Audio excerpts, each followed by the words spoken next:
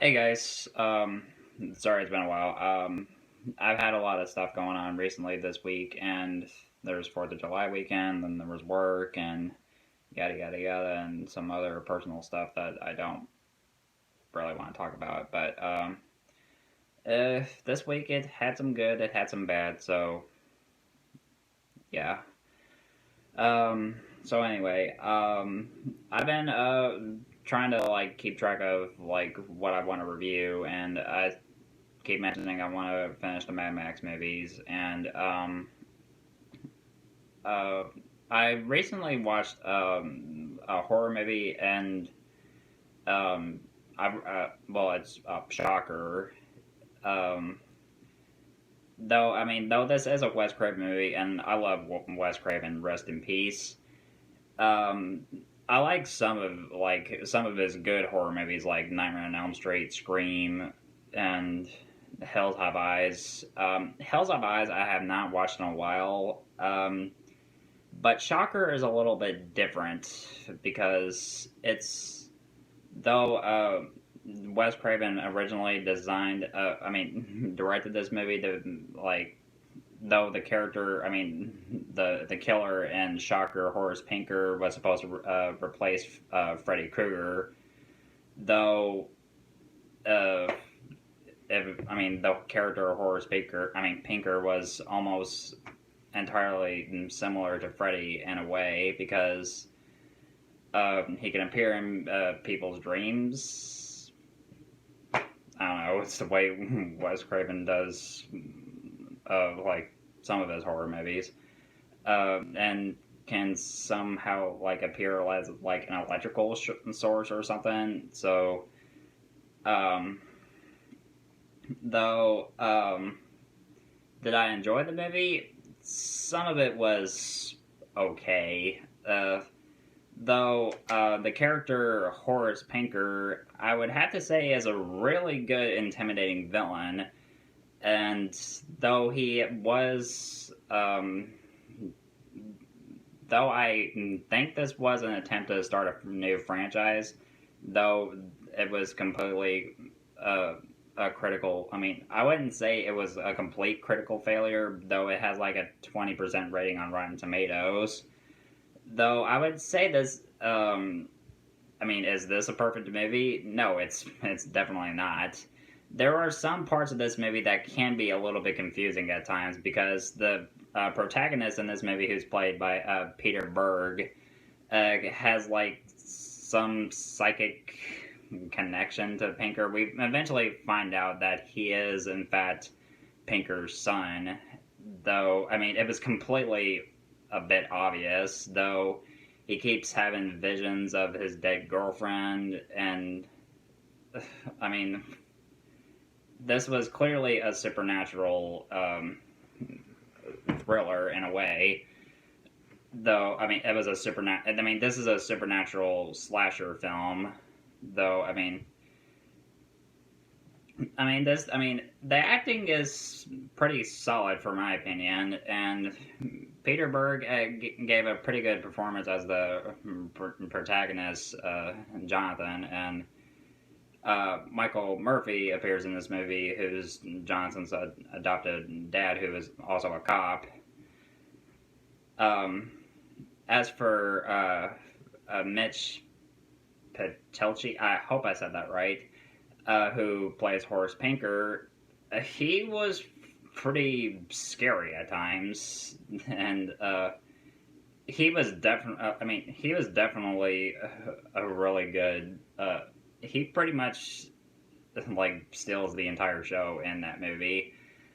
Um, Now there were a few scenes in this movie that kind of bugged me, but uh, well, I want to get to like what happens first before I get to like what I thought of what I thought was good, what I thought wasn't.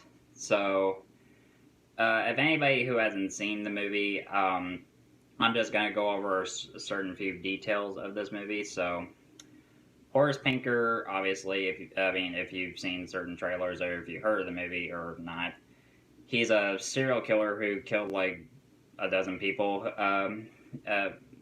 He's a TV repairman. Once he goes into people's homes to like fix their TV, he also murders them in the most brutal way possible. And how he does it? Well, mostly with a knife. Yeah. Well, eventually he gets captured and was placed on death row in the electric chair. Before he was executed, he performed some sort of black magic ritual, and some weird thing comes out of a TV. He's like, "Come on, give it to me!" And this thing that comes out of the TV, he's like, "You got it, baby." It looked like, I don't know how to describe it, but it looked pretty weird. I don't know whether that was a demon or the devil or something, but it looked pretty weird. Uh, so after all, whatever that was, he gets put in the electric chair. He gets fried, but he does well. His body like turns to ash or something. Well, after all that, he also gains the ability to possess people. So, uh, then there's a whole lot of things that were sort of confusing, and being able to like go through televisions and like TVs and everything like and outlets and stuff. I mean, I don't know how. I mean, I don't know what. I mean, like I said, this was Wes Craven's attempt to make a new horror franchise. Like, I mean, the Nightmare on Elm Street franchise, they were pretty successful. I mean, as much as I love the Nightmare movies, well, the first one, uh, it did have a bit of a. I mean, it had like a better villain, better characters, and it had a much better story. Shocker, on the other hand, it's trying to like. I mean, it's too complicated to have a story. It has a story of sorts, but there are so many things going on that can make you a bit confused of what's about to go. How I mean, sorry, about what's about to go down. So my thoughts on this one. I mean, I had to watch this movie twice in order to like think of what grade I'm gonna give Shocker. So, is it a perfect movie? No, but it doesn't mean that this is like Wes Craven's worst film. No, it's not. I mean, Wes Craven. I mean, he was a great director. Like I said, rest in peace. Um, so though this was an attempt for a franchise, I would honestly want to know. I mean, if there were plans for a sequel, I don't think there ever was. I mean, I think they were, but I'll never know for sure. Um, though I think Horace Pinker is a really intimidating villain, I would have wanted to see him in another movie, but I don't think that'll ever happen. I guess. So I think I'm just gonna give Shocker a C. Uh, like I said, it isn't a perfect movie. It does have flaws. So I mean, but still, it's a okay Wes Craven movie. And Wes Craven, he was a great director. So when it comes to horror movies, well, good ones, Wes Craven is a good horror movie director. I mean, he was a great horror movie director. Definitely one of my favorites. So,